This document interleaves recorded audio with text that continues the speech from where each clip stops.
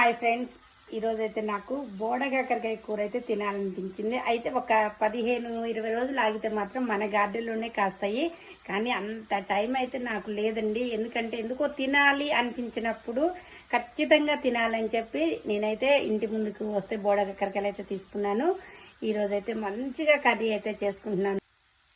చూసారుగా ఫ్రెండ్స్, బోడకాకరకాయలు అలాగనే ఉల్లిపాయలు వేసి అద్దిరిపోయే కూర అయితే ఈరోజు మా ఇంట్లో.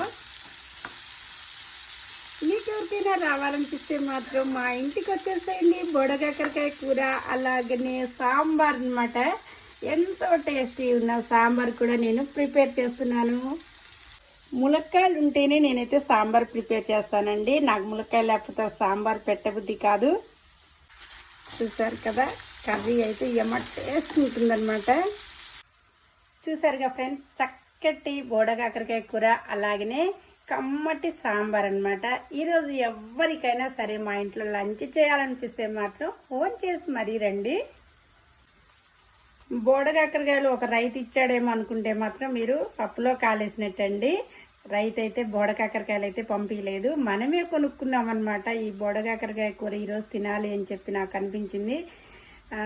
అలా తినాలి అనిపించినప్పుడు ఎంతో ఖర్చు కాదు కదండి. ఒక్కసారి మనం నెక్స్ట్ టైంకి మన గార్డెన్లోనే వస్తాయి కాబట్టి నేనైతే ఇలా కొనాలి అనుకున్నాను, తీసుకున్నానండి. రేటు చెప్పాలి అంటే పావు కేజీ వచ్చేసి 60 రూపాయలు అయితే మాకు ఇచ్చాడండి. బయట అయితే 70 రూపాయలు అలా కూడా ఉందట.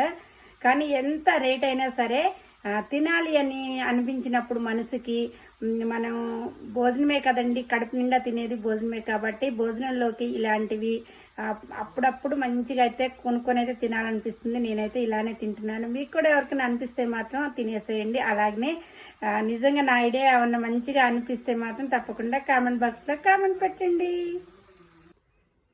బోడకాకరకాయ కూర చేసింది అందరూ వద్దామని మీ మనసులో అయితే అనుకునే ఉంటారు. మీకు కూడా నోరూరే ఉంటుంది. కానీ నేను చేసింది పావు కేజీ అండి. ఎక్కువ చేసినప్పుడు తప్పకుండా వద్దురు కానీ ఏమనుకోకండి.